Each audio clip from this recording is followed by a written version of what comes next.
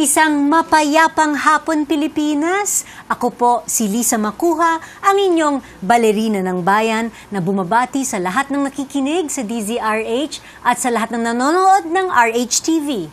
Lalong-lalo na sa ating mga kasamahang alagad ng sining at kultura sa buong bansa. Una sa lahat, hayaan ninyo munang batiin natin ang lahat ng mga dakilang ina sa araw na ito. Happy Mother's Day po sa inyong lahat. Lalong-lalo na sa aking mahal na ina na si Mrs. Susan Macuja. Nakikinig siya ngayon. At dahil Mother's Day ngayon, isang espesyal na aklat na tungkol sa mga ina ang una nating pag-uusapan sa hapong ito. Ang Motherhood Statements. Kasama ang manunulat at patnugot nito na si Cyan Jugo. Si Cyan Jugo ay isang manunulat, patnugot at propesor ng panitikan. Nagtapos siya ng AB Literature mula sa Ateneo de Manila University noong 1991 at pagkatapos ay tumulak siya papuntang Estados Unidos upang magpatuloy ng graduate studies sa Simmons College sa Boston. Taong 1996, nang ilathala ang kanyang unang aklat, ang Father and Daughter, The Figures of Speech, kung saan katuwag niya ang kanyang ama, ang premyadong alagad ng panitikan na si Jimeno Abad. Sinundan nito ng isang collection of short fiction, ang Sweet Summer and Other Stories noong 2004 at ng Leaf and Shadow, Stories About Some Friendly Creatures noong 2008. Isa rin siya sa dalawang patnugot ng antolohiya ng mga sanaysay, ang Motherhood Statements, na inilathala ng Anvil Publishing sa taong ito. Tumanggap si Cyan ng ikalawang gantimpala mula sa Carlos Palanca Memorial Awards for Literature noong 2003 para sa kanyang kwentong pambata, ang Behind the Old Aparador. Isang mainit na pagbati ang hatid ng Art2art sa premyadong fictionist na si Cyan Jugo. Magandang hapon, Cyan, and welcome to Art2art. Hey. Hi. Greet nga naman. Oh, okay. Hello. Okay, sige, Cyan, bago natin pag-usapan yung motherhood statements, magbalik tanaw muna tayo. You are a third generation writer, right? Because it says here, ang lolo mo ay si Antonio Abad, who actually wrote in Spanish. Yes. And your father is, of course, premiadong literary figure na si Jimeno Abad. And actually, yung tatay mo matagal na namin gustong imbitahin sa programa namin. I'll tell them. Sige. Sabi mo yan, okay. So did you ever feel pressured about following in your lolos and your father's footsteps? No, kasi hindi naman siya hard sell na kailangan itong course mo sa college, kailangan basahin mo ito. Hindi naman. So, parang by example lang na nagbabasa siya, nagsusulat siya, singit-singit kami, tingin-tingin, gusto rin namin gawin. Tapos, when you say namin, that means lahat kayong magkakapatid? Yes, my sister and then my twin brothers, we all went through a time where we wanted to read what he was reading or wanted to write like daddy, that kind of thing. Yes. So, just by example, we tried it on our own and I liked it. So at what age did you actually parang, pag nagdesisyon ka na gusto mong maging isang manunulat? I say, my mother says 4. I say 8 because I don't remember when I was 4. Okay, so that young. Yeah. I did something forbidden, which was climb my father's bookcase. And I found his books at the very top. And that's when I knew, wow, you can do this. You can not just read the books that you like, but write your own. So that's what started it. And did you go to your dad and tell him na, yes. Tatay, gusto kong maging isa katulad niyo paglaki ko? may notebook ako. Yan. Binalutan ko ng bond paper. Kunyari, siya yung front cover. Tapos, may about the author sa likod. Ganon. Tapos, puro tula sa loob. Short story na sobra talagang short. 1 page. So, do you remember your very, very first work? gosh. When you were 8? Yung 4, kasi yung mom ko yung palaging nagsasabi na, when you were 4, yung first story mo, nasa pad paper, mommy and daddy go to work. They always work and work and work and work and work. So I just filled it up until the end. The end. The end. Yeah. Oh, that's so cute. There. Okay, and when you decided na magiging manunulat ka, katulad ng tatay mo and katulad ng lolo mo, meron ba siyang words of advice sa'yo? Words of That advice. that you bring with you up to today? Up to today, I would really just keep reading. You can't stop reading because it's how you develop your own language, your own sense of the language. So and read what you love. So pursue your loves. That's what you always said. And even outside of reading. So kasi everything feeds into your writing. So your love for example, food, me, my love for music, love for your family. These things just suddenly feed into your writing. He would say, my father would say, love for country also. Okay. So, how did the project Motherhood Statements come about? Well, that's with my very good friend Rica Balipata Santos, Who is co-editor? Co-editor, yeah. We kept a journal together after college because we were classmates in college. And she and I would write each other in our journals. And at that time, she was a young mother. Yeah, she just had her first baby.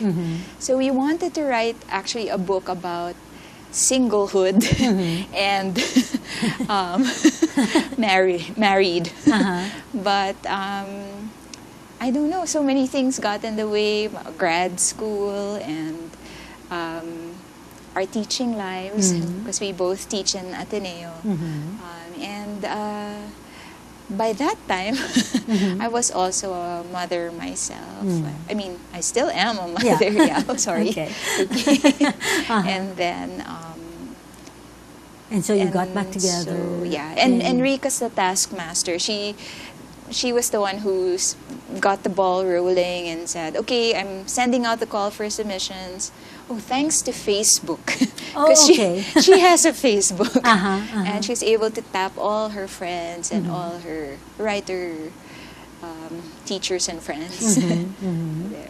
So, paano nyo pinili yung 30 essays na napasama ninyo dito sa librong Motherhood Statements? Through Facebook? No naman. They were sent through us via mail and email. And we both read it. Tapos, meron kaming piles na yes, no, maybe. And then we voted on or argued over the maybe. Pinag-awayan namin yung iba. Tapos, then we showed Karina Velasco of Anvil, our choices. And then she actually said, dagdagan pa. Kasi marami pang hindi natatap, the older writers, the ones who were not able to make it to the first deadline, but were interested. So, okay, so the original idea was to have how many mothers? 30 mothers, or just what as was your target much at that time? Well, our first list, I think, had 24. 24 mothers. Yes. And then you sent them invitations to write? Actually, not just mothers, but anyone who had experience of either being raised by a mother, so daughters, sons, and anyone who had thoughts on motherhood. So from any angle, whether you're the ones doing the mothering or you're the ones remembering how it was growing up with such a mother. That kind of thing. So it's a tribute to all sorts of relationships with mother. And then how did you choose the people that you would invite to write for the project? Wow. Mostly, most were chosen by us already. Some were our teachers in UP, and some were our classmates, and then some were surprises, like through the email, and then some were through suggestion of Karina Velasco. Okay. So, as a young mother, what are the things that you learned about being a mom that you found, basically, that are now echoed in the pages of the book? Okay. Well, that's a Madam, lot. it's a lot. Yeah, it's a long list, I'm sure. I don't know time management pala. I'm not that patient after all. That kind of self-realization, actually, that growing up as a daughter, I never thought what would be an issue for me would later on as a mother be an issue for me. Like strictness, things like that. Any particular story or anecdote from the book that really jumped out and, struck you as something that's so you? It's like an aha moment as a mom. Beneath the Mother Load by Noel de Jesus Chua, because it's the dark side of mothering, where parang you're not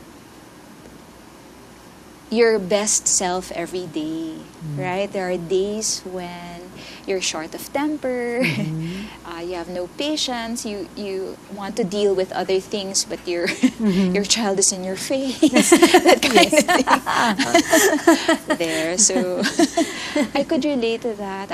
I have twins, by the way. Oh, okay. So even just that, listen to me first. No, you listen to me. That kind of where I might actually lose my neck one day because they grab at your chin and pull this way, pull that way. So I could really relate to that essay. And the other one, my other favorite, is so funny because it's Muki Katigbak's what is that? It's so cerebral, something like bilingual animals. It's an elbow to elbow contest with her yaya, herself as a young mother, and then the yaya arguing over how to teach the child animal sounds. So one says bow wow, ow ow, and the other one says arf arf. So it's such a funny essay. Oh, that's cute. Okay, meron ka bang mga bagay na natutunan mula sa iyong ina dati na hindi mo pinaniwalaan, pero later on, of course, na-discover mo na totoo pala, naisip mo pala na tama pala siya? I am repentant daughter. No, because she was a very busy mom, working mom siya, market researcher, businesswoman. So she's always out of the house. I didn't realize that she was working for us. So my only idea at the time was she had no time to listen to us or to be there for us every day for our problems. So takbuhan ko actually daddy ko. Ganun. And she forced me to go to Ateneo when I wanted to go to UP. Those little, well, at that time it was a big argument. But looking back, I realized that she for all those arguments that we had, she really just wanted the best for me. Even the piano lessons na may palo pag we all hindi ka remember the dreaded makapag-practice. piano lessons. There. Yeah. So, and she made time for us in mga summers. She would take us to Baguio, to the beach, to Cagayan de Oro, which is where she's from. She took us to your ballet. Oh, really? Yes. Because she also made us take ballet lessons. Oh, thank you to your mom. Yeah. I miss miss those times. We don't ever go to the theater anymore and the ballet. So she exposed us. She wanted to expose us to many things. Yeah. Well, that's good. Yeah. So, the book was launched when? May 9. And where can we get a copy of the book? I think National Bookstore, bestsellers, Power Books. And I'm sure it's being promoted now all over. So, meron bang mga book signings or lectures as part of the promotions? Soon. I'm not sure. Okay. Oh, everything being planned right now. Yes. Okay. Okay. Marami pa po tayong pag-uusapan. Kasama pa rin ang fictionist na si Cyan Abad Jugo at ang isa pa nating panauhin na si Miss Gwen Galvez ng Anvil Publishing. Dito pa rin sa Art2art. Magbabalik po kami pagkatapos ng ilang paalala. Programang hatid ay sining at kulturang para sa lahat. Magbabalik ang Art2art. Schedule ng mga inaabangang konsyerto. Update sa mga magagandang panoorin sa mga tanghalan at teatro. Narito na ang Art2art Calendar.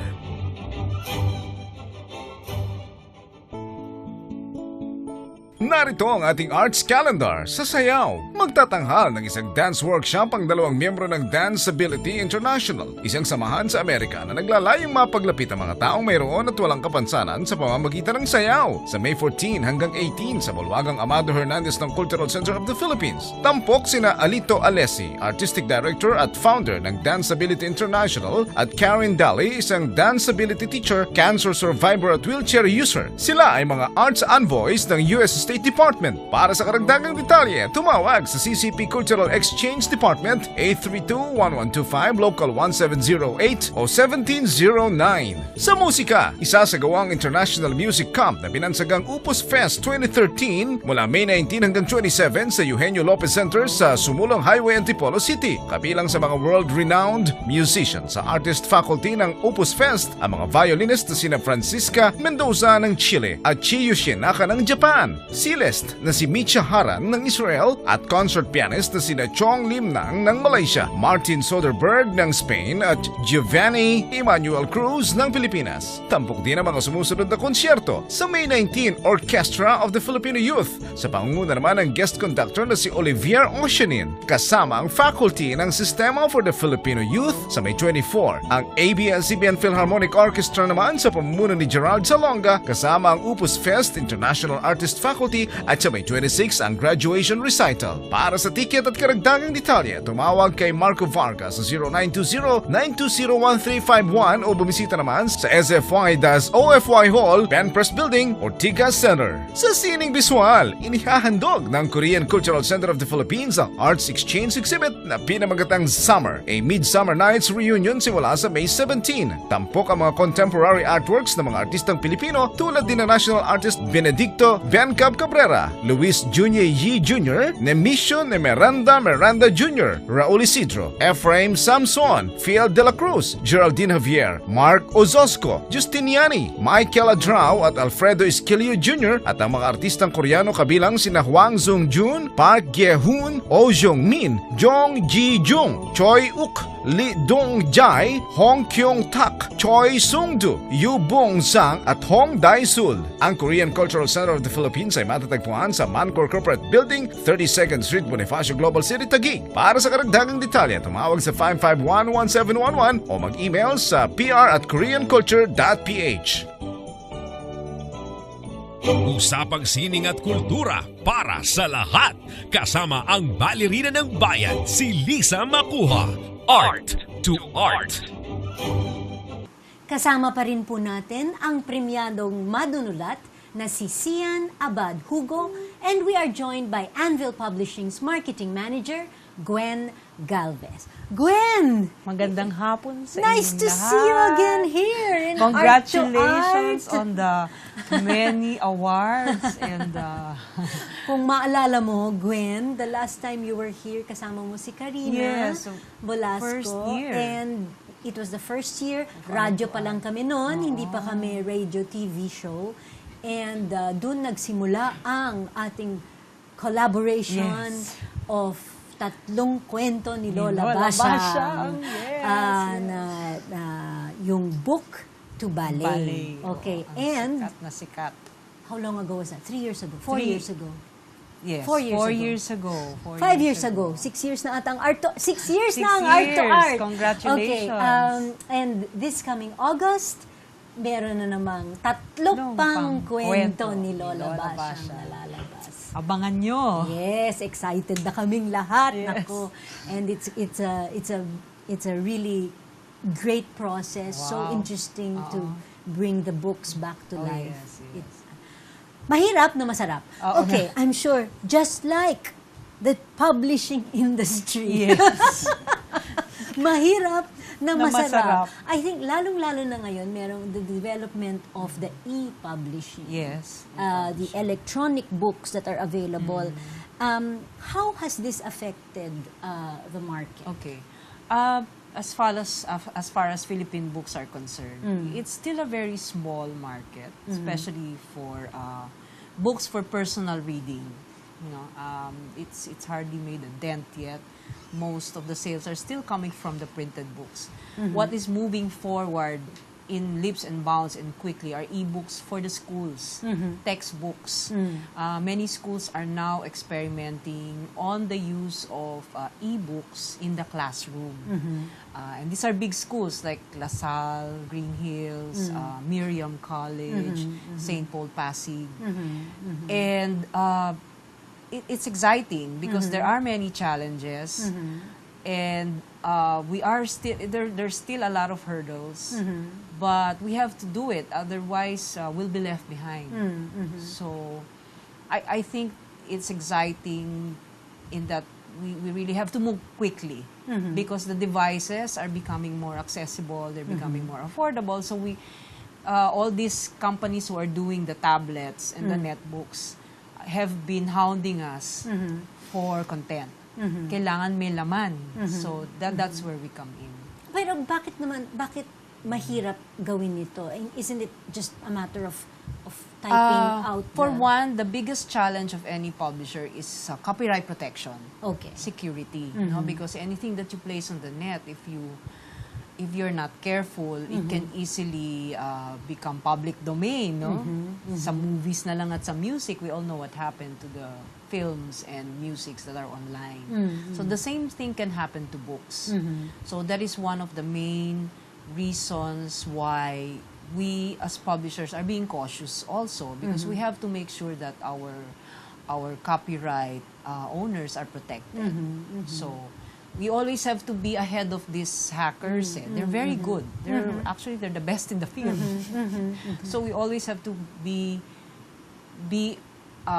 abreast with new technologies on hacking. Yeah. So kung dati ang kalaban mo ay ang Xerox machine, Ay, ngayon, mga professional ngayon ang hackers, kalaban mo. Hindi mo sila they're not in the neighborhood. Oo, you know? hindi mo na makita. Yes. Hindi mo na sila mga nakatago talaga Oo, sila talagang in cyberspace. Yes, mas mahirap silang habulin ngayon. Aha, okay. Okay, actually, marami tayong laging naririnig mga na nagrereklamo na ang mga kabataan ngayon hindi na nga daw nagbabasa. Is this true? Or Why- is it just parents saying, ay, naku, ang mga anak ko hindi na talaga nagbabasa, na nasa computer na lang palagi, nasa Xbox, nasa, video Yeah, games, video. etc. To a certain extent, it is true because nga there are more options. And it takes more muscles kasi to read. Natatawa More si Cyan. muscles. More effort to read. Mas madali talagang tumingin ng moving images. So, if a child has access to all media, naturally, they will go for the easier medium, which is the moving images. But I still see children in the provinces who, when they're faced with a book, they cannot put it down. Talagang nag-aagawan. These are kids who don't have other options. Na pag binigyan mo ng libro, talagang magbabasa hindi mo mahihila sa kanya ang libro. So para sa akin, it's really making the books accessible to the wider audience. Oo. Kalaban mo lang yan pag, yun nga, nandyan na, they're all available. Pero meron pa ring magbabasa. Marami pa ring bata na gustong magbasa. Yeah. Okay, speaking as a marketing manager, in terms of topics, ano mga laman ng mga bestsellers lists ng mga major bookstores today? Nowadays, and what percentage is gawang Pinoy?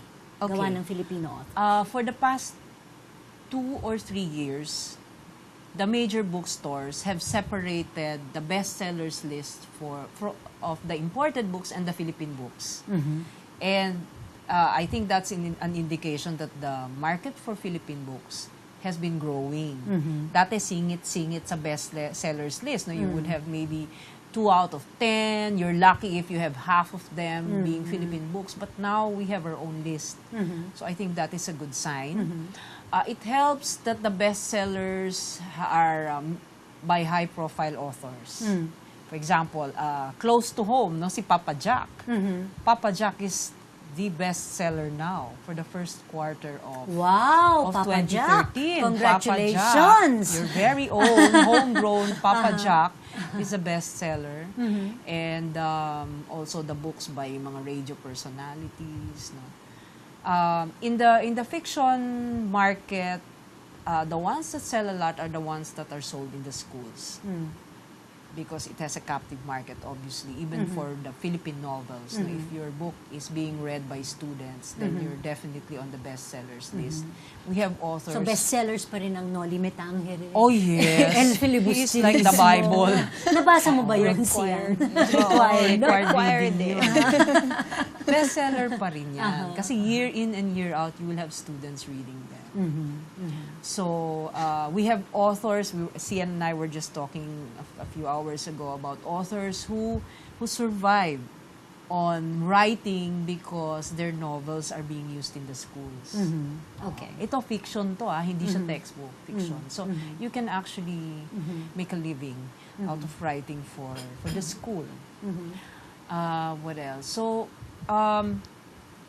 maybe in the adult category, it's really the self-help. So, for instance, anthologies, parenting, women's issues, no, food writing. So, anthologies where you have several authors, several different styles, different voices. They sell well. They sell well. So, And if I remember correctly, last time na nag-guest ka sa amin, ang sinabi mo, ang bestseller talaga ay cookbooks. yes. All time up to yan. now, Yes. up to now, ganun Year pa rin. round. At It's talagang really- mahilig ang Pinoy kumain, ano? Yes. Mahilig sa pagkain. Up to now. In fact, the cookbooks hardly make it to the bestsellers list na. Kasi nga, perennial eh.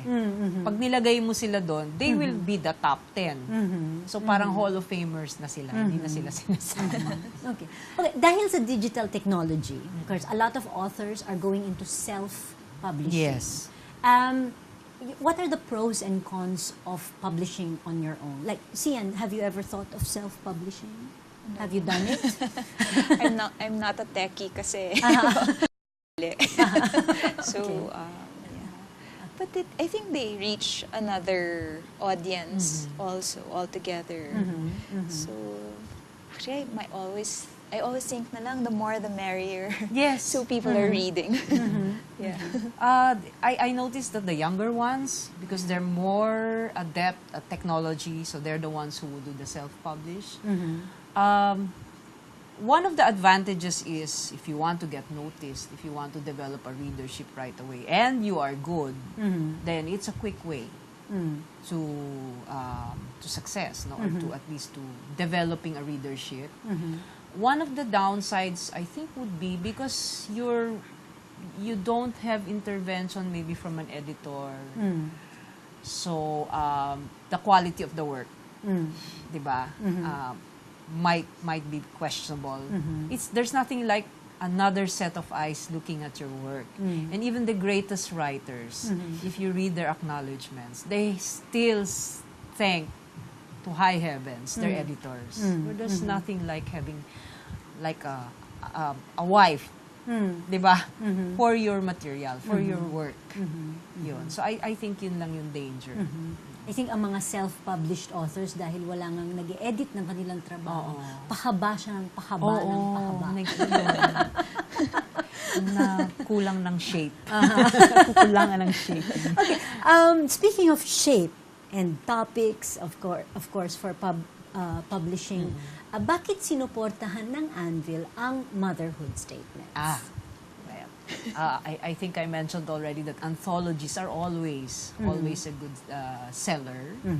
Number two, it is a very common, if I can use that word, topic, a topic that is that everybody can relate to. I mean, who doesn't have a mother, who isn't a mother, and I think I said earlier, when you're writing about your children, that's the best writing because it's very close to anyone's heart. Or if you're writing about your mother, that's something that is also very close to your heart. It's and that's also the most subjective writing. Yes, and it's the best writing. For me, the best comes out when it's close to your heart. So we've had a lot of similar materials in the past that have sold very well and have sold over the years. So we certainly welcome something like motherhood statements. And Mother's Day, we always have something for Mother's Day. Naman. Palagi. And sa mga hindi pa nakakabili ng libro, Motherhood Statements is out. Meron pa kayong hanggang mamaya. Hanggang alas 9 ng gabi para pumunta sa National Bookstore o sa pinakamalapit na bookstore to get a copy of Motherhood Statements. Okay. Bukod sa editors and contributors, sino-sino pang mga kasama sa proyektong ito? Marami. Maraming contributors, no? Maraming magagaling na contributors. And they chose a mix of senior and young writers, accomplished and award-winning writers. Of course, Jimmy Abad is one of them. Hilda Cordero Fernando is one of them. Beth Ocampo, the historian, writing about something else. Beth Ocampo is there. Neni Santa Romana Cruz, the chairman of National Book Development Board, is here. Charles Ong, an award-winning novelist. Cristina Pantoja Hidalgo. At marami pang iba. There's 30 of them. Marami nga, kaya may kodigo kayo kasi dun eh. marami sila. Maraming magagaling. Okay, so maraming salamat sa pagbisita ninyo Maraming dito sa salamat din. Maraming salamat. Gwen, Cyan, and of course, congratulations on the successful launch of Motherhood Statements, and sana suportahan ito ng ating reading public. Yes, thank you. Thank you din, Lisa, for all your support. And Happy Mother's Day Happy Mother's sa inyong Day. dalawa. Happy Mother's Day sa ating lahat. Yeah, Happy Mother's Day sa ating lahat. Mga kaibigan, samahan ninyo kami ulit sa susunod na linggo, alas 3:30 ng hapon, dito lamang sa Art2art. Ito po si Lisa Macuja, nagpupugay sa artistang Pilipino at sa lahat ng Pilipinong nagmamahal sa bayan.